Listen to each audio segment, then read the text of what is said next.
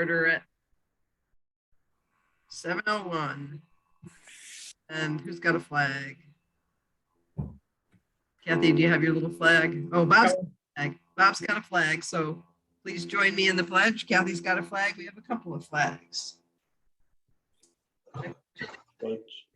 Allegiance Flag. to the flag. United States of America. and To the republic. which it stands, one nation, God, indivisible, Liberty and for justice. all. Thank you, everyone. So here we are, remote again. And I don't see, I think Robert's iPhone is probably Bob Durkin, so I don't think there's any public here to do any public input and correspondence. There's nothing new. Kathy, correct, that came in since last we sent out stuff to people. So we have approval of meeting minutes. So I'll make a motion that we approve the minutes from our regular meeting of May 25th. Second. Roy seconds. Does anybody have anything on the minutes that needs to be amended, checked, questions, changed? Kathy did a good job again. All right, so let's vote on that then. All in favor? Aye. Aye. Opposed? And then does anybody need to abstain? I don't think so. All right, so we're good. Here comes Dave Horvath. Great. So before we jump into all of our old business, just again, with the meeting schedule, we're going to have to keep, I think each time we'll decide whether, oh, it's not about deciding. As far as being remote or in person, we're trying to get back to being as much in person as we can, but because the legislature allows for remote, we're doing remote right now because there's no room for us to be able to do, or a room available for us to do hybrid. So our next meeting on the 22nd, I think it is, of June. Do we have a room, Kath? We have a room, but then we have to decide whether we need to have a meeting or not. And we'll figure that out as we go through the meeting. Because as we talked about last time, we may have, maybe through the summer, depending on what's going on, perhaps only needing, let's say, the school folks, you know, Rizzo, Joe Collada, Geraldine, Bob even, you know, if we don't need to have or do school stuff, school project stuff, every single meeting, then we may do figuring out as we go along, whether there's anything that requires our attention. Stuff is underway, as we'll hear shortly, but we'll figure that out. And the same with both the police station training range and the municipal center. So that being said, just make sure when you get your agenda and the announcement from Kathy that you check to see where the meeting's happening. Always know that you can come in if you just can't make it in person or you forget and decide it. All right, so start with our old business, both Rockwell and Johnson schools. Ken or Jim, do we have a closeout progress and completion update? Even if it includes the site work stuff. I'm gonna put those together. Yeah, we have an update for Rockwell. The Atlas came and fixed the dumpster gate. So that was it for Rockwell. So they straightened all that up Yes. and hopefully no one will, whatever the reason was, that was all crooked. Hopefully that won't happen again. Anything else like, so I know there was a report that went out, but we can, if that's the only thing for the schools, do you have anything for Johnson? No, just the field over at Johnson. That's the only item. Right, so that report was sent around to everybody to take a look at. This is just basically a timeline that's been going along, mostly movers. And they did a first cutting over the weekend. Was that what it, yeah, it looks like it, or it was Friday Yes. over the weekend. So have you had anybody up there other than earth movers, Ken, to check it out? I've seen it and it looks a lot better than it did. It's Okay. been getting enough rain. Yeah. They watered it before, so it's looking pretty good. And so according to this kind of timeline that was put together, right now, is there a next step? Is it more just keeping people off still and another cutting sometime in maybe in a couple weeks? Probably within the next week or so, they'll have another cutting Uh-huh. and it'd be ready for approval, final inspection. Okay. So once they do this, the next cutting, and the fencing is still up, correct? That fencing that was put up, I think is helping Yes. people Yes. off. Of course, it's helping keep people off as best it can. Nobody's ever going to stop somebody walking on there on a Sunday afternoon or whatever when school's not in session. So once that next cutting has happened, we'll have Perkins Eastman and SLR come out to do a check. Is that what's next? That would be, yes. Okay. Yeah, just let me know when that is, Ken, so I could schedule Dave to come out. Okay. Okay. So anything else, anything you have for us or any questions that anybody has as far as the construction progress, both site work and regular construction?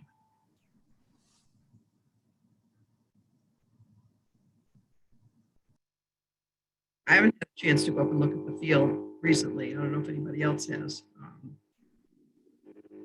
The last I went by, it was still kind of at that early stage.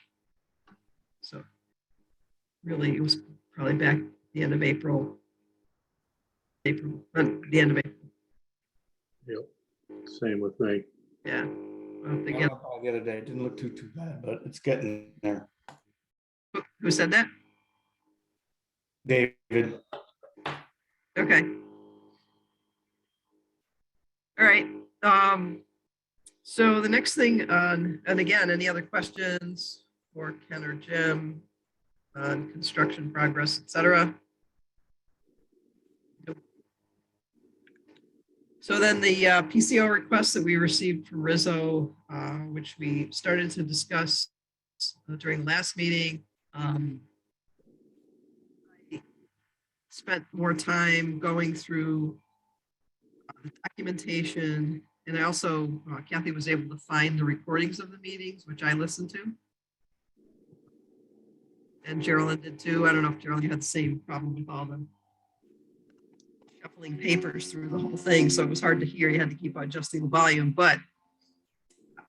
Geraldine emailed Ken and Jim, and I emailed that I concurred that there's nothing specific in both the documentation and in all the discussions during the meetings at 55,000 and what would happen with it, where it would go, what would happen, nothing.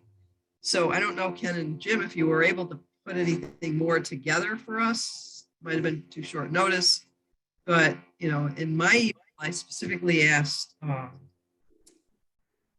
it references in the line item where it's been on the applications for payment as a scope reduction. And so if that was part of a scope reduction, what was the scope that was reduced? And did we then add the scope back in to add the 55,000 back in? That. So I don't know if you have anything more for us right now. Nancy, as far as the additional documentation, they're looking through some things now. I guess there were some additional people involved at that time. So there's quite a few emails there, but I would expect, before the end of the week, they've got through to see if there's any additional emails with regard to it. It looks like, and the best that I can tell, there was no no tie out as to where the 55 came from. In essence, it's coming out of the general conditions for from the CM at the end of the day. The 55 was just added as a negative number on the total to bring that overage down below the $1 million. So there was no logic or tie, this item was reduced by 55. It's just the overall number was just reduced by 55,000. Right. So you're still working on getting any further information together that we might be able to use in looking at where we go with this. Yes, and I would think they'd be done with that pretty quickly. Okay. Geraldine, do you have anything other than all what you wrote? Yeah, I don't. I have not had a discussion with anyone like in finance or anything, but I'm just presuming that we need some documentation to back up an action by the building committee to award another $55,000 back to Rizzo. So whatever we can gather for documentation to support that in the record really is what we're looking for. Sure. Makes sense. Yeah, because if you think about it, if we were to approve that change order, it would result in a change to the GMP. Yes. We would need backup, not just for the state, even though it's not reimbursable, the state may still look at it and say, oh, here's this weird thing. Let's go look for other weird things and spend more time looking at paperwork and documentation that we need them to, but also for the finance department and looking at, where was it taken from? Where is it supposed to get put back, et cetera? What scope reduction? What scope was reduced? What scope's being added back, et cetera? Because it's not anything that was part of, we did some, I guess you could call it value engineering earlier on, where we made some changes. We had the add alternates and deduct alternates that we dealt with. And those are all very specific in meetings where there was a list and we approved the list. And so that can be found easily. This isn't being found. So keep looking to see what you can find. We will. Thank you. Thank you. Does anybody else have any other either input or questions on this whole thing here? It's a mystery. So that's going to have to be put off to another time. So then there isn't any, we don't have any other change order things to look at. So the next item on our little bullet list is budget review. And the budget is essentially unchanged from last meeting. I did circulate an updated, I just circulated a date updated copy of the combined project accounting, but there's literally no change from the previous week. We are carrying the request for this PCO, this additional chargeback, which actually nets out at 35,000 because there was still 19,000 left in the contingency for Rockwell. So we're showing it at 35,787, and even with that in consideration, we're still at $766,000 under the combined project budgets. But again, no change really from last week. Okay. I also noticed in the that change order request was reduced to, rather than asking for a full 55, it's the 35,787. And as you're saying, it's supposed to be because of the 19 that we put back in for. Correct. We had in this area, in this last line under Rockwell, there was still 19,000 plus remaining in this CMT. So they're absorbing that, and then the net of that is the additional 35,780. Got it. So the actual amount of the change order is the 35,787, not the 55. Right. Right. But it represents $55,000 more to Rizzo, because if that didn't exist, there would be a $19,000 credit back to the town on the Rockwell GMP. Right.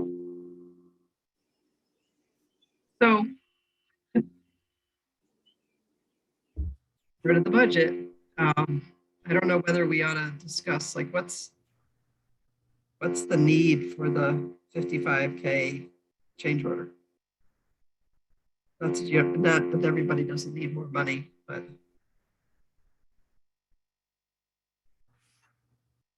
Well, I think the ask from Rizzo is that their original proposal or their original estimate or the original GMP was presented, not the GMP that was approved, but the original GMP that was presented was $55,000 higher. I think that's the one that was approved had this mysterious $55,000 reduction.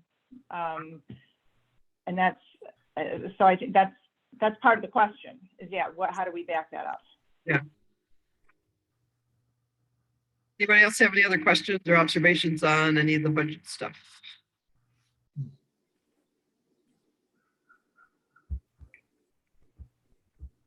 And I don't think we have invoices. So the red thread thing is still hanging out there. They're still trying to figure out what they need to do as far as Correct. delivering the right. Correct. Okay. And Okay. you're right, there are no invoices. That's it for action on the schools. Okay. So does anybody have any other either questions, comments, etc., on the school portion of today's agenda? I think the biggest thing will be basically, do we need to have all school stuff going on in 2 weeks on the 22nd? And if that's a kind of a guess right now, we're not sure. I guess we can discuss it throughout next week and either put out an agenda or a cancellation. Well, not cancel the whole. We might have other stuff that we have to do, but school stuff. I think in terms of this, if the watering happens this week and if SLR comes out the following week and recommends accepting the Johnson Field, there might be that action. Okay. To close out the first movers portion of what's still outstanding on a requisition. Right. But I don't know if we get that together in time. My guess is that it would be the first meeting in July where we might see that application for payment that closes out earth movers. Yeah. Okay. But we can see as we go on through next week. We'll always have it on the agenda as to whether everybody's got to be here to deal with stuff. Then we kind of have to keep it on the agenda until we finish things up and until the Board of Selectmen closes it out. Okay. Anything else on school? Nope. The new record. Have we set a new record? It's not even set yet. So if there isn't anything, then we're going to go on to police station training, which means Jim, Ken, Joe Colada, Bob Germanero, and Terry. Thank you. Bye, Jim. Very much. Hey, And we'll see you Bye, whenever next everyone. time is. Thank you. Thank you. Bye, Bob. Bye now. See ya. Okay, so police station training range. Last night, Geraldine and I were at the Board of Selectmen meeting, along with Lieutenant Martini, who zoomed in. Because the Board of Selectmen, at our last meeting, we looked at we talked about the proposals. Lieutenant Lambertini was at the meeting. He gave us the letter that supported the proposal that we use Action Target. Geraldine had gone through the little timeline of when the RFP went out, what came back, 3 bids.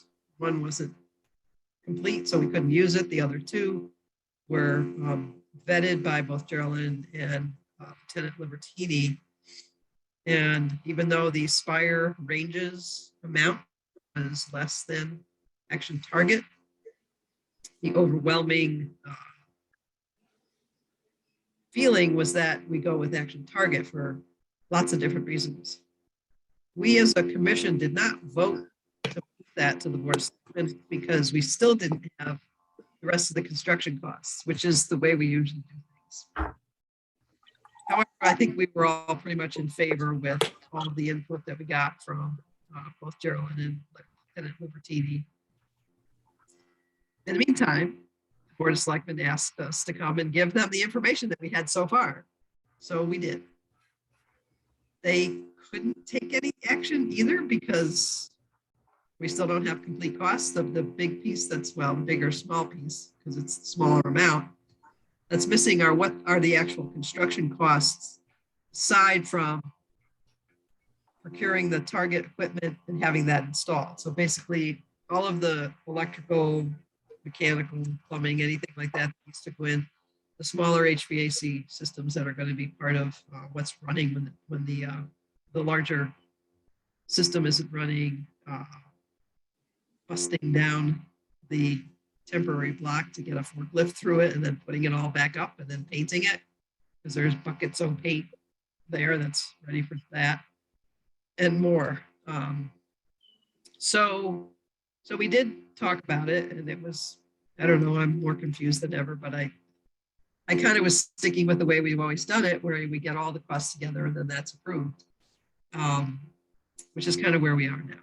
Because it almost sounded like they were going to go ahead and do the range separately, but that kind of can't happen that way. So Geraldine, what do you got otherwise too? You got the Yeah, so I did put together an outline of what happened at last night's Board of Selectmen meeting and some additional information that I uploaded to the shared drive, but I'll just kind of go, it was just this morning, so I'll just kind of go through it briefly. What we did settle with the Board of Selectmen is the process that we need to go through going forward, as Nancy said. We produced a preliminary project budget, which I have a fair amount of confidence in, but the Board of Selectmen specifically requested that we bring to them an actual final construction cost, a contractual construction cost for this supplemental work that I think is going to be a little bit more than $100,000. They want to see the real numbers. So, and as an aside, they also let us know that they are not interested in entertaining a bid waiver to have Downs Construction come in and just price the project and make a proposal on it. The Board of Selectmen is interested in a true bid process for this work. I think that that's appropriate. It's transparent. I think there are questions still on this commission's end, and I guess I didn't know, but found out last night there are still questions in other people's minds as to whether Downs is the appropriate contractor to come back in and do this work. So if we go through an actual official bid process, we'll at least have the opportunity to see what other contractors would propose on this project. Now, of course, that requires that we go all the way, that Jakunski Humes go all the way through the development of all the construction documents, put together a bid package. The town releases a bid package. My recommendation is to do it under a lump sum general contractor form of contract, not a construction manager. Get those lump sum bids, evaluate, do scope reviews, evaluate the validity of them, and then use that bid process and the contractual amount to infill this construction line on the project budget. That way, the Board of Selectmen really has real numbers for all of these items. You already know what the consultants cost, the other minor fees and other related costs are small. We'll have an equipment cost, because I will say that the Board of Selectmen also were kind of unofficially in favor of pursuing the Action Target Award for the vendor. They understood what Lieutenant Libertini had imparted about the comparison between the two firms. They were not at all put off by the difference in price. That wasn't even really a question of whether we could validate the $130,000 difference or whatever it ended up being. So they're in favor of proceeding with Action Target, but they will not approve the issuance of that purchase order until we've gone through this process, gotten the hard numbers, and then depending on where this budget ends up, either needs to go through the town meeting to approve. If it's under $1 million, if it's over $1 million, we would need a referendum. That prospect also didn't seem to bother the Board of Selectmen. They would like the project to be built in a way that the police department wants it to be built. You know, so if we end up being over $1 million, it would increase the timeline, but the feeling of the Board of Selectmen was that it would still be a valid project. So all of that is to say that we have just now expanded the timeline on this project probably by another 4 months, because we were due to get design development drawings this week from the architects. They needed to know that we were definitely, or 90% of the way there to using Action Target, because some of the rest of their documents, some of the rest of their drawings depend on coordinating with that vendor. So we've been given the okay to go back to Jakunski Humes, tell them, yes, plan on it being Action Target. They will not have a purchase order, but we'll work with them on and make sure that their requirements are incorporated into the documents. And then we'll proceed through to completing construction documents, which I think, let me go to my timeline here. So I put together a kind of a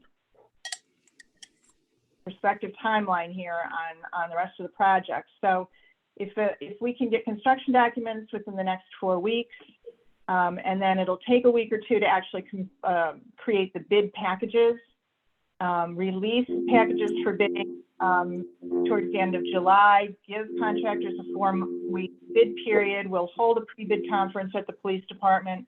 We will, have a question and answer period. So we really need a good 4 weeks. Expect bids due towards the end of August. And then between myself and the architects, we'll do scope reviews to validate the proposals that we receive from the contractors, make sure that the pricing is correct. And then potentially at the September 14th meeting of the Public Site and Building Commission, we would bring a recommendation of an award of the construction contract. Now, if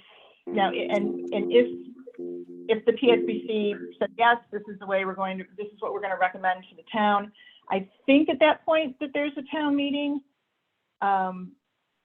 or maybe it goes to the Board of Selectmen first and then they set a town meeting. But where the Board of Selectmen would really be making their approval would now be at the first meeting in October, according to the calendar. Then I also believe it needs to go before the Board of Finance to be blessed. And so sometime mid-October, we would be able to issue a purchase order to Action Target and award the general contractor's contract. Then we kind of kick back into the schedule we already know. There's going to be about a 5-month period at this point for Action Target to fabricate the equipment. That takes us all the way into March of next year, which is not bad on the construction side of the schedule.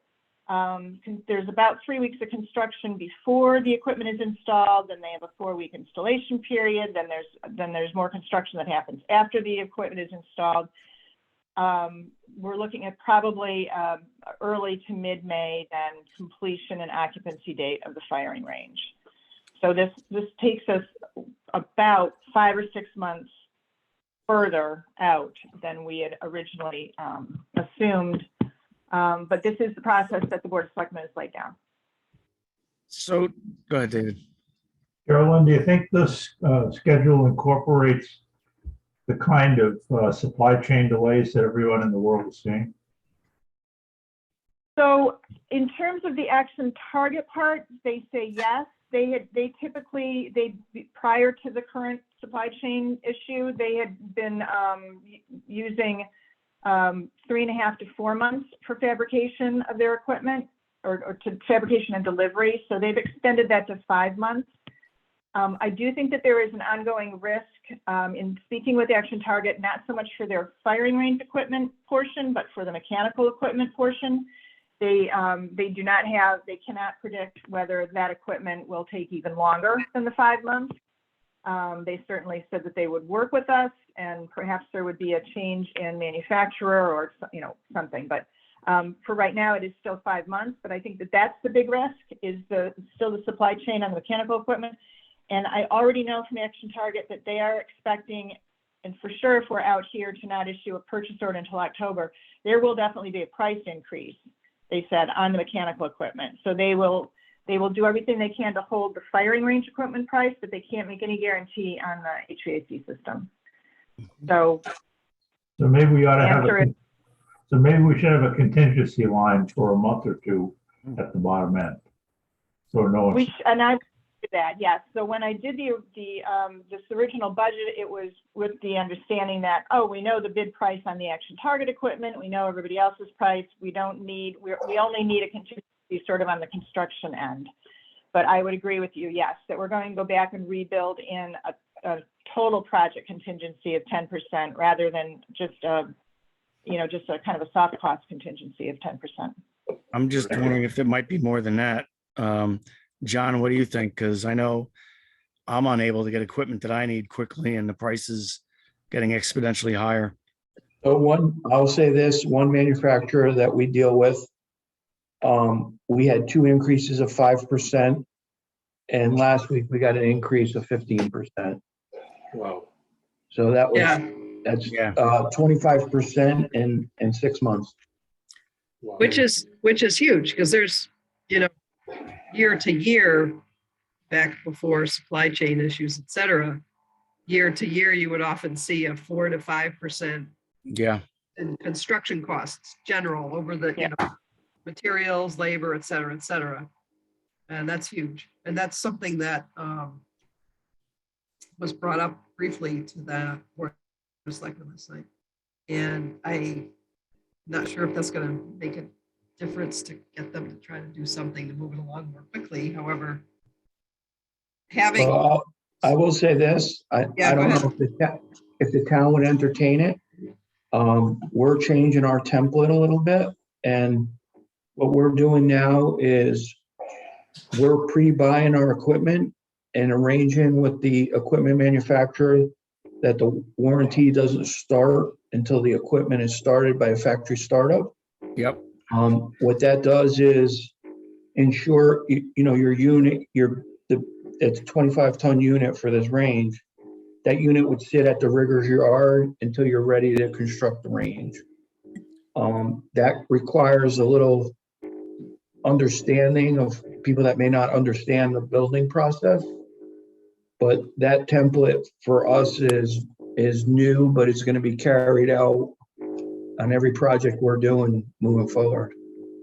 And if you purchase, to John's point, and yes, you're going to pay a rigger to store it.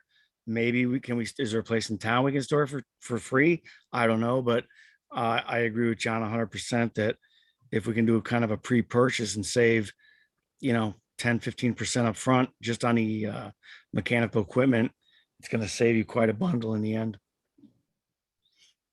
So we'll have that discussion with Action Target, but the way the process was set up even before this is we would be entering into a contract with them, as I said, 5 months before they were planning on a delivery anyway. So at that point, we locked into a price for sure on our part, on the town's part.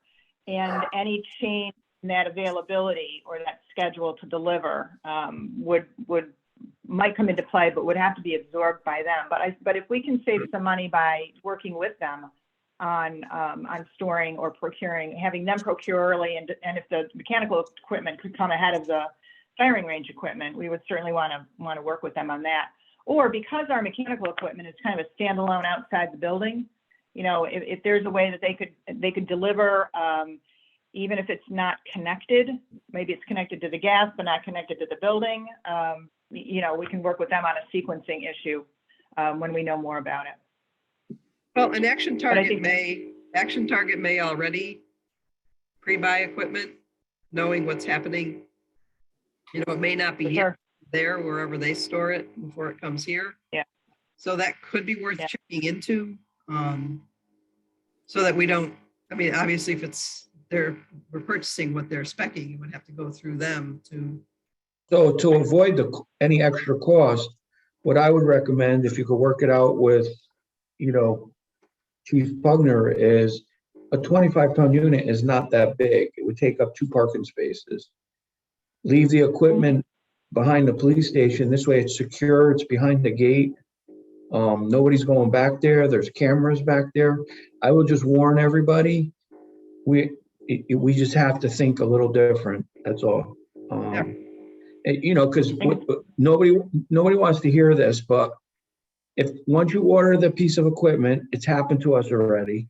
Once you order the piece of equipment and they say it's gonna be here in 30 weeks, 30 weeks comes, oh, we're missing a couple of parts on the line.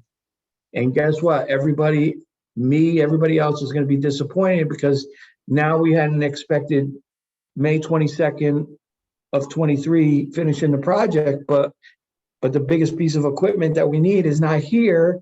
So it's a domino effect, right? It's another form of extending the project when you don't have to. Right. Yep. We are just pulling our hair out with equipment right now. I could tell you that. Are all of these guys dealing with flow down issues from their suppliers? Yeah, Both on cost and schedule. it's across the board with everybody. That's the problem, is the shipping is tied up. So, you know, like to John's point, you order something today and the shipper, I'll get it in 20 weeks. Well, they go to their shipper who, nope, we're tied up here. We can't get it to you. It's on the docks. And it's a domino effect. It's brutal right now. It really is. Cause I'm with John. I'm dealing with the same stuff at my job right now. And Is this stuff all domestic? no, it's both foreign and domestic. What, are there any key things that are foreign?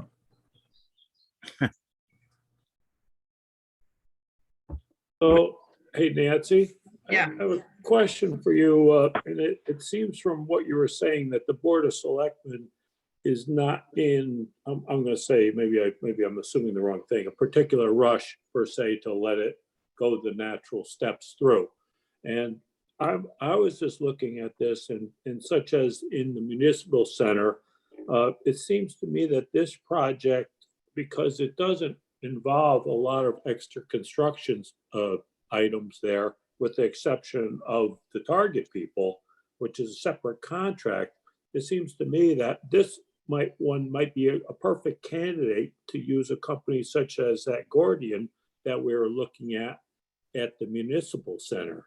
And that would eliminate some of these issues, and it might give you more flexibility with the design, with the design build type thing. It's just a different approach. You mean for the actual construction costs, not for the target? Yeah, not the action target section, obviously not, but it doesn't seem like we have a lot in the construction. What do you have, 100,000 or 112,000? Right. So, we might have a hard time finding a contractors that even want to bid the thing. That could be. So I'm throwing it out to keep it kind of in our back pocket. I think it could save us some time, and I think it could give us some flexibility also in the project. I don't know if that's what the Board of Selectmen are, if they would want to go that way or not, but I think it's an opportunity here that maybe we keep on the burner. That's a good thing to consider. Yeah. I think the bigger thing for me would be that, I don't know if we could, Geraldine, check in with Action Target to find out, are they kind of in the same situation like John's talking about pre-buying stuff? Have they been doing that? I can't imagine that they might pre-buy, it's mostly the HVAC for us without any kind of either contract or purchase order yet. If we have a discussion, could we then bring that back to the Board of Selectmen and say, because the reality is that if we go ahead and one thing we're going to need to do tonight, before we finish this part of the meeting, is as a commission, make that approval of using Action Target, the amount, and again, pending acquiring all the funding meaning not just the 775 for Action Target, but parts for construction too, and a contingency on that, et cetera. So in some ways, I don't see why we couldn't, I'm thinking about it, and I know it's a transparency thing, but we're being transparent. Approve the Action Target, have the Board of Selectmen approve it, get the process started. Right. But then, and once we get the whole cost together, we either have to go to a town meeting or a referendum. And there's a lot of confidence that it would either pass at a town meeting or pass at a referendum. So there's that unfortunate. But I think what Roy's saying is that we may be able to condense this timeline if Right, at the point of July. That when part the I act- understand, yes. yep, that's Yeah, That's exactly. different, right. that's different than what I was talking about. I was talking more about still looking at that HVAC equipment, I agree with you, Nancy, because, the you know. range specific Right. HVAC equipment that Action Target, unless they've got a whole bunch of stuff sitting out in their yard because they know they're going to use it, and there's not a problem if they're experiencing the same kind of issues. Again, like you said, Geraldine, they said Action Target did say that they didn't think it would be an issue with the range equipment, but it could be with the HVAC. But I don't want to remove, I want to work with them. I want that mechanical equipment needs to stay under their contract. Right, Yes, That's- great. You know, but we should be able to work with them in terms of maybe local procurement and as John said, maybe storage and stuff like that. So we can look But into at it. the end of the day, it's part of their contract. Yes. Yep. Yep. absolutely. So one of the things that we're doing, this is how we're doing it. We're buying the equipment as the Stanford Board of Ed. And then with our contract on whoever is installing it, we put the verbiage in there that they get the markup on the piece of equipment. We have already worked out with the manufacturer that the warranty doesn't start until the factory startup and the unit is running. And then the installing contractor, being Action Target, then takes it over and that piece of equipment is theirs. And all we're doing is securing it, you know, as the Board of Ed, that's the way we're doing it. Right. And then eventually changing it, that piece of equipment, to Geraldine's point, is getting into the hands of Action Target, and they hold the whole warranty turnkey to us. Right. In this case, obviously, it would be the town of Bethel would buy the piece of equipment, have it in the contract that Action Target will take responsibility.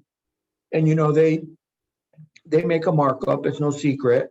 That markup is put in there, and then they take the equipment and they install it, and then they hold the whole warranty on the complete project like they would normally do. I don't know if that makes sense to everybody, but it kind No, of, it does. yeah. No, it does. It does make sense. It's a, with that kind of thing, it would end up being, I guess, in a way, convincing not just the Board of Selectmen, but Mike Marty, because if we do that purchase, it would either mean purchasing it through Action Target, but delivered here ahead of time because they're sitting there. So creating some sort of agreement with Action Target, or finding out what specifically it is, having the town purchase it on its own and having it sit there. So I'm going to tell you that it would be easier not to go through Action Target. I Because more than understand that. likely, the town is usually belongs, like we do. We have a purchasing consortium that's called Omnia. There's Sourcewell, which they just merged. So the town could purchase it without going out with an RFP Right. with that purchasing consortium, because it's like Yeah. GSA pricing. Right. And then we would just take that unit through the town of Bethel and hand it over to Action Target. And they would Right. still make their markup and everything like they would normally do. Right. But looking at it from the viewpoint of the Board of Selectmen and Marty, we're purchasing something that the funding hasn't been approved for yet.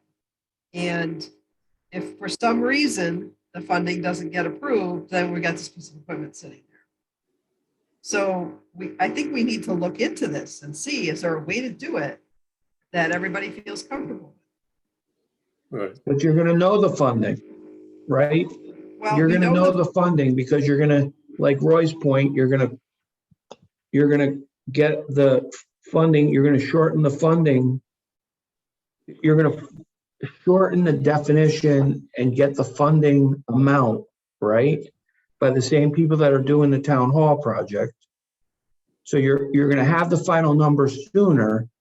You That's still right. have to have a method to procure the equipment Right. ahead of time, That's in my correct. opinion. That's me. That's What I'm saying is, I was if we hoping were to, to- if we could get it sooner. if we get the equipment before the funding is approved, I don't think we can do, I don't think they will let us do that. That's the thing. No. So, I'm okay, hoping if we could move the process along quicker, where we don't have to go out and procure multiple bids and what have you, if it was Right. moved through quicker, that might save, a month of time or what have you, and I don't know, but Yeah. it might Yeah. be able to move the whole process that maybe, and then we could actually purchase equipment, if we knew what the final number was. right.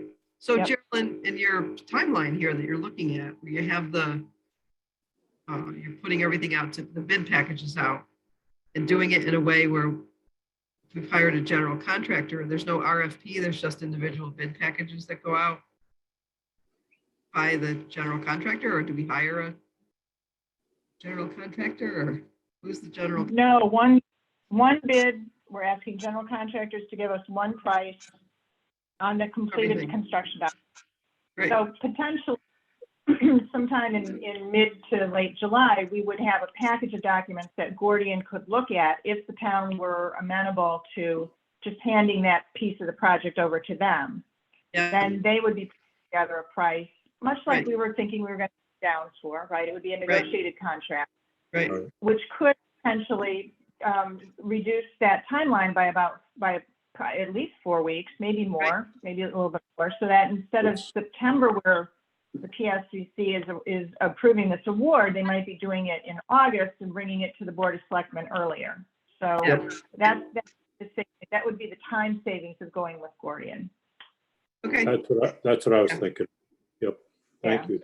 And then, yes, we would need to have, and we would then have firm pricing on all the components of the budget. And at that Right. point, the Board of Selectmen would feel comfortable approving the entire project and approving those individual pieces, award of the action target, award of the, whatever they have to do to finalize the Gordian contract. Yep. And then wrapped up in that, we would be talking with Action Target to see if there's anything we could do to improve their timeline on the equipment. Yep. okay. Well, we'll look into that. And Geraldine, check in with Action Target about the HVAC stuff and what kind of timeline we might consider getting that procurement process going. Like, what are they finding with what they're having to procure for other projects? So, Right. okay, I'll have that. And I'll kind of feel them out on this a little bit more on what they're seeing for their timelines and, kind of present some of these dates and say, if you were to be issued a purchase order in, early September, are you still thinking it's 5 months? And what's your confidence level on the mechanical equipment versus the firing range equipment? So we'll, now that we have this sort of verbal okay to go ahead and talk further with Action Target from the Board of Selectmen and from this commission, should you approve that at this meeting, we'll gather more information on what we're looking at for timeline. Very good. okay. So, that being said, I will make a motion, because we have to, that we approve the Action Target proposal as presented in the amount of $775,350. Is that, go back to the other thing there, I just want to make sure. Here's the recommendation, Yeah. 775,350. Yeah. Yep. Pending the, how do I want to say it? Kathy will figure it out. The approval of the total cost funding for the whole entire project.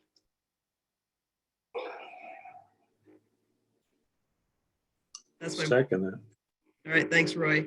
I don't think we need to discuss it any further because we've already discussed it a whole bunch. But If anybody has anything else, throw it in now, otherwise we'll vote. I'd like to mention, Dave and I went there Friday morning and met with Kohler Ronan. Yeah, So although I'm not really a fan of the cassette units, I'm probably the most anti-cassette unit person out there. I do think that it's an application for the 2 rooms that we're going to do. I do think it's a good application. We did ask them to also price up a package unit up on the roof and not do the cassette units. So they're going to do that. I will say that I have a comment that they passed that I have a very big concern on is I said to them, we don't want to leave the equipment running 24/7.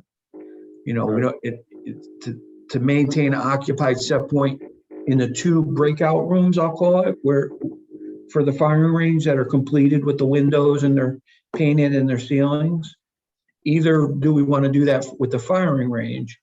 He said, well, there's no way to modify the cassette units to go on and off. They got to stay running. That was a little disturbing. I would want to make sure that if we do the cassette units, that when they're not using the range, it goes into what we call an unoccupied mode, and it maintains an unoccupied set point. Right. Because that cuts down on runtime on equipment. We're obviously the firing range itself is not difficult. What they call it is a back net card, and it comes in the actual piece of equipment so that it communicates with the energy management. I'm just talking the 2 units that would do the 2 breakout rooms or whatever you want to call it, at the end of the firing range closest to the sally port. I actually, So John, with this proposal doesn't include any of that. This proposal is just the action target part that has nothing to do with those rooms. If we can, let's do this. Let's finish this. If we'll approve, let's go back to talking about that, because that was an issue that came up when we were talking initially about the HVAC equipment for the range. right. So let's approve this, because this is, Yep. unless there's part of this that you're thinking ties into that needs to change. No, okay. So any other on this specific action target proposal that I put out? Let's vote. All in favor? Aye. Aye. Anybody opposed? Okay, good. So then we'll let the Board of Selectmen know about this and do all the other stuff that we talked about doing. Going back to what John was talking about, when the first time that I was able to be a part of the meetings with Action Target, Geraldine was there, police department, we talked about that specific HVAC equipment to the firing range. It's either running when you're in the range using it, not running when you're not in the range. So it's not keeping any kind of sort of area. Right. So what we approached with them, John and I approached with them is there any kind of like a BMS, a building management system that's gonna be integrated now? Or is it, if it's not, that's fine. But what also they brought to our attention was the first room after the range, there's a shelf and stuff. There's going to be a computer rack in there, which needs to be kept at proper temperature and humidity. Well, not so much humidity, but temperature. Right. So that would be like the only room yeah. that we could see that would need to be. And we asked for the parameters, which they didn't have. Is it 80, 60? You know, what's the parameters? So we asked, a lot of questions about that of what does the range need, because you have these steel tracks with grease on them, which will absorb moisture if the range isn't kept to a certain RH, relative humidity and all that fun stuff. So we asked them a lot of questions, and I think we asked very good questions, and we're just waiting for them to come back with what did they think and what was their reaction, because if the range is only going to be used 10 hours a week, well, there's a lot more hours that it's going to be sitting there doing nothing. Right. And yeah. you don't want 80% humidity with a 90-degree range or 10% humidity with a 30-degree range. Right. So where, and again, to John's point, you got a 25-ton unit. Well, that's going to short cycle like crazy in the winter and whatever, the off periods. So, Right. Yeah. Well, that was something that we brought up, and that's why we were looking at doing something in those rooms to try to. yeah, but they didn't seem to know about that. That's the thing, though. Huh. John, did you get that feeling as well? No, yeah. I got the feeling that we were talking a different language. Yeah. So is there continuity between Action Target and they spec a Daikin unit? Action Target Right. spec a 25-ton Daikin unit, I believe. Yes. Is there continuity between them and Kohler Ronin, or is Kohler Ronin saying we're only designing the 2 breakout rooms? I'm calling them, and the range is somebody else. That's not me. Is that the case? I don't know the arrangements. That is the case. Yeah, That is, Kohler Ronin is only doing the supplemental conditioning. Right. Okay. That's Yeah. beyond the outside range. The outside equipment is, I'm guessing it's sized for the range. I mean, that's engineering that's done on Action Target side. The conversation we had at the one meeting where Kohler Ronin was not at the meeting, but the architects were there, had to do with this, and Action Target was there, had to do with how do you mitigate the times, the unconditioned air that you get because they're not using the range constantly or continually even. And that's why this supplemental, that's why the cassette units came into play as the more cost-effective way, and I presumed more efficient way, but if they're going to run continually, that doesn't really, that's not, that Well, doesn't that's say just efficiency. that's for just those offices there, the 2 yeah. externals. It's a fraction of the range. Yeah. Right. Right. And But one of the storage room, at the point, it was just to kind of enhance the air, and not run 24 hours, but just to keep it up to some level that when the main unit kicked on in the firing range, it wasn't trying to start everything from ground zero. But so let me have a conversation. Let me involve Action Target first with that conversation on what happens. How is their equipment cycling? And then what's the need for supplemental? We'll go back to Kohler Ronin and make sure that they understand what So- it really is. So Yeah, it might be worth it. Might be worth it to set up a meeting with Action Target and Yeah. let Dave and I talk to them. I mean, if you want to fly us out there, I don't have a problem with it, but I need advance notice. I think that'd be a good idea, John, because Yeah, I absolutely agree. They've got to be integrated. I mean, you can't short circuit big thing on summer and winter. Right. and Roy, the thing, I'll give you an example. On a 25-ton unit, Oh. to add what's called dehumidification so that the unit could dehumidify by itself Right. Yep. is probably about a $12,000 to a $13,000 option. Right. Not much more than that. Mhm. Try to deal with a situation like that, particularly that we don't have dampness problems now, but we've had in the past. Yep. And you're going to be leaving that room more times that it's not used. Absolutely, John. Yeah. Absolutely. And I thought that, and I don't know if anybody from the PD is on, but I thought they came up with an average last time we talked about this was 8 to 10 hours a week. I Right. don't think it was much more than that, but I could be wrong. I'm getting old. Minimal usage. Yeah. That's I think- what I'm remembering Lieutenant Libertini saying. I don't know, Bob, we've got the input on that. And if they have a sequence Yeah, I of don't remember. operation, that would be great. Yeah. Yeah. But Yeah, it could sit for a whole weekend or maybe 4 or 5 days without being used. Right, Yeah, exactly. You're, Well, talking, so- you're talking 150 hours that it's not going to be used. Yeah, that's, Minimum. I So- mean, Let's know, get. we gotta have some conditioning in there. Let's see Sure. what Bob's trying to talk. So go, Bob. I don't remember him giving those hours, but at this point, it's a guesstimate because we don't have a range, so we don't know how much we're using it. But Right. Yeah. If I was going to give a guesstimate, it wouldn't be much more than that. Okay, it's good to know. Because I think I mean, the police station, the whole building itself does have a building management system. You know, there is a system that tells the heat when to come on and off and all those kinds of things. It wouldn't be hard to integrate it at all. That No. help, yeah. Very simple. I would, Actually, Hey, I Bob, highly recommend that they do integrate it. Yeah. Hey, Bob, how do you think you would use it? Do you think you'd have people go in there every day for an hour or something? I think so. I mean, that would be better for the system, so. at When- least, you know, When our last range was up and running, it was pretty liberal about usage. So people could go in there anytime they wanted. Okay, Yeah. that's good. And I think obviously initially, like the gym that we have right now, the little gym that we have, used quite a bit.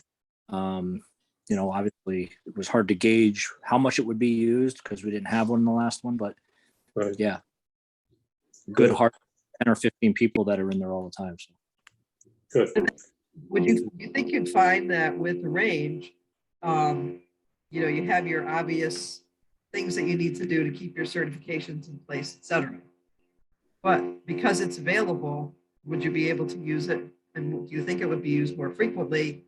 Yeah. People feel a need to practice a little more, or they have a new firearm that they want to try out, see if they're going to purchase it or not, or it's going to become part of what they usually use. So they're going to try it. So it's there, it can be used more frequently than what you have going on now. Yeah, I think so. Good. Okay.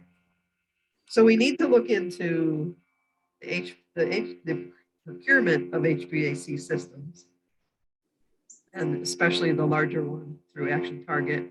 But then again, getting some back and forth between Action Target and it was Ronan. Yeah. How all those systems can be tied together, and again, like the equipment in there in the large part of the range is going to want to be probably kept at a certain temperature. And if that's running that huge unit 24/7, I don't know, that's a great idea. I think that if there's a way to do it and have it be, It's gonna have. remembrance, Gerald, in that meeting was it's either on or it's off. There's no like in between, Nope. but for kick on and kick off when it needs to be a certain temperature or a certain humidity, et cetera. So Nancy, that's why I think it's important that Dave and I get in talking with Action Target, because they spec the Daikin unit. There's several manufacturers out there. There's other manufacturers that have what they call modulating systems. So that 25-ton system, turning it on and turning it off, you could take that and modulate it down to 10%. That's why I think it's important, that we talk to Action Target and say, okay, I know you spec Daikin, but what does York has to offer? What does Train have to offer? What does Daikin have to offer? And we can get a modulating unit that you're not turning 25 tons on all the time. And, Right. yeah. And is it, but then you have to find out too, which is why you have that conversation with them. Is it the kind of unit that's going to do the air intake and all the stuff that? Well, that's what we have to talk to them. Yeah. Yeah, we have to talk to them. But there could be, Right. we could pick a unit that has what we call an occupied function and then an unoccupied function when, Right. that it does both things. And Because there's a whole- this can't the be the whole- only range they've ever done that they're going to run into this. Yeah, Right. exactly. Yeah, especially when you have smaller departments with a smaller usage, et cetera. So, yeah. Exactly. You figure that out with Dave and John about chatting with Action Target, some kind of Zoom call, something. Yep, Because I I don't will. know. So, yeah, I need to touch base with them anyways after this to let them, I haven't talked to them about what the new schedule is. Yeah.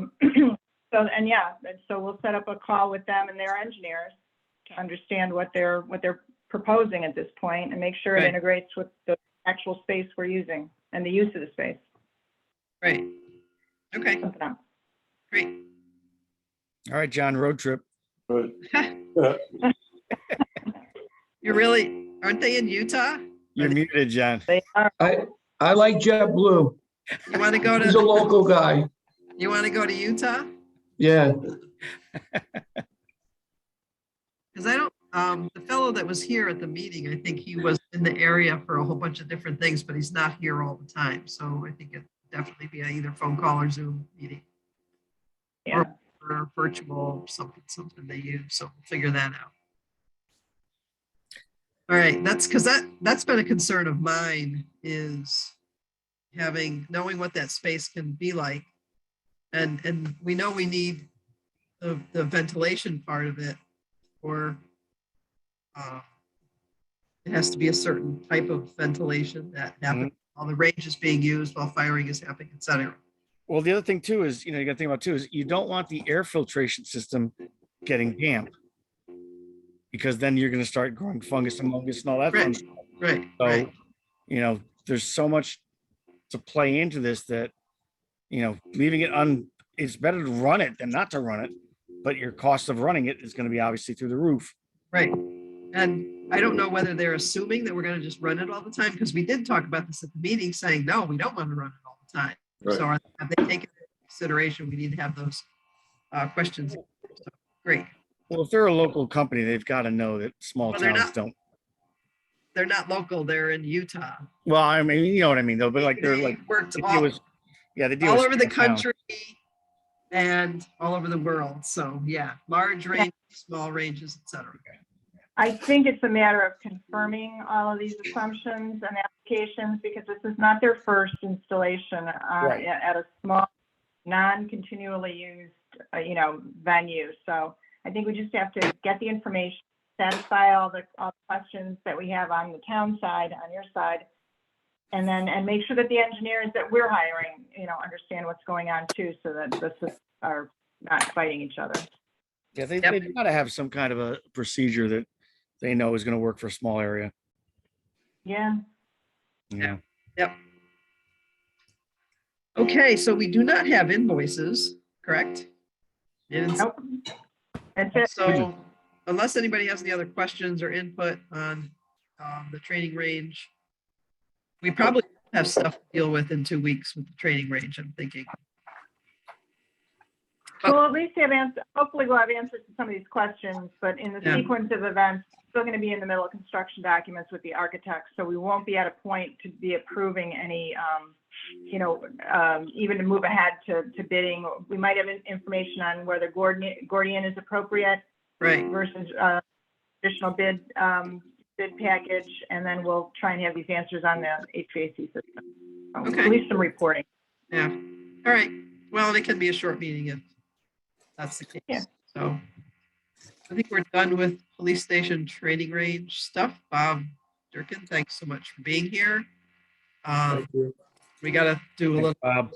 center renovation. But I am going to mention again, as I did a couple weeks ago. Oh, and Geraldine, thank you. Yeah, I'm going to go too. Thanks, Charlie. Yeah. Thank you. Thank you. That I mentioned a couple weeks ago, if we were going to continue either doing hybrid or remote. And it was mostly focused at Jim Delaney and Ken Hunt having their cameras on. I'm going to ask us to do the same thing. I know if you have to step away from, which I do sometimes myself, you got to run to the bathroom or something, turn your camera off. But please come in and turn your camera back on. So if I'm making Ken and Jim do it, I'm going to make you guys all do it too. If I have to sneeze or cough, I'll mute myself. So the municipal center renovations, we have, I know some of you are eating dinner too. I know. Having a glass of wine. Municipal center renovations, there's been a little back and forth between Marty and BMP Construction on the contract, and Marty sent me like the latest iteration of the contract, which he wanted to make sure that everything was there. Because when BMP sent the original with attachments, meaning the scope of work and everything, you know how Gordian had that one page, what all the costs were? Yeah. And on for 20 more pages of everything broken down. Details, yeah. they had that as an addendum and 2 pages were missing. So I was like, well, let's make sure those pages are in there because we want them to be a part of it. So we're pretty much at a place where Matt's gonna go ahead and sign that. And then BMP receiving the signed contract, they'll go and sign up for a building permit. And within a week or 2 of them getting once the permit is issued, they'll start right away. Good. They did have they did mention contract, a schedule, and the schedule would be part of how they would do their payment processes, but the schedule wasn't in any of the attachments that I got. So I'll have to check with Marty to make sure he has that. Because I'm going to have to see about having probably Jay Metcalf from BMP, attend one of our meetings so everybody can meet him. Ryan and I have met him. So we know him and we know who's going to be coming to our meetings, if that's going to be the process that the town uses, as far as when invoices are brought and updates and things are brought to us. That, we know who it's going to be, whether it's going to be Jay or someone else from BMP giving us the updates, presenting invoices or applications for payment, and who we were going to be directing any of our questions to, etc. So we will see if they hopefully can join us in the next meeting. Good. Yeah, any questions? I do have all those attachments that you probably don't look at. A lot of them you've already seen because that's the whole scope of work, and then the scope of work with the money attached to it from Gordian, etc. I'm going to see anything that I can send along. Any questions on that? Well, then, I think we're done. Make a motion to adjourn. John Menti doesn't get to do motion to adjourn. Yeah, you beat me to it tonight, Roy. He's got We must have been asleep there. Come on. Menti, you got to turn your camera on. I was admiring the John Perno. He was admiring Dino, him and John Menti. Dino didn't say nothing. Look there, I like that. But Menti didn't say nothing. Menti, you can't motion to adjourn without your camera on. That's right. With the blank background, it almost looks like a mugshot for you, John. Yeah, there you go.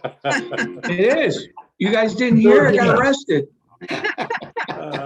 Are you having your last supper? Is that what you're doing? Yeah. He's in one of the jail cells at the police. Again. Again. All right, so John did make a motion to adjourn. Who wants to second that? I'll second. Dave Horvath seconds. I don't have any invoices to bring to you, so I won't see you. But let's vote on adjourning. Yay. Favor, yay. Good night, everyone. Good night. Keep an eye on everybody. keep an eye on your email to see whether we meet or not. Okay. Be safe. Nancy? Good night, everybody. Nancy? Dave. I'll be in Maine for the next meeting, and I understand that the wires are no longer in the pond, and the other wires are not lying in the middle of the field. So I think I should be able to join by computer. Well, hopefully you can. Yes. Yeah. And you can sit outside if the black flies aren't too bad and show us what you're.